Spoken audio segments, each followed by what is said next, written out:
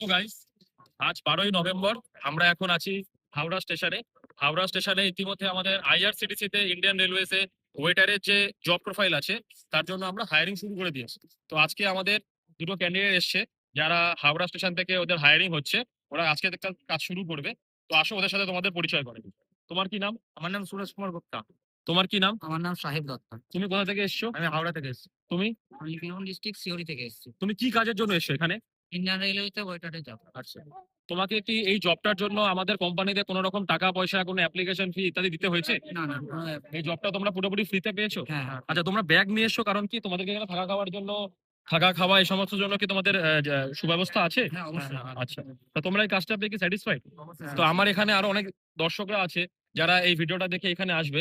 তো তাদের জন্য তোমরা কি বলছো? যদি তোমরা লাইক দেখাও তাহলে তারা বুঝবে যারা তারা এই কাজের জন্য স্যাটিসফাইড। তো তোমরা যদি এই কাজ পেয়ে স্যাটিসফাইড হও তাহলে তোমরা লাইক করে দাও। Thank you.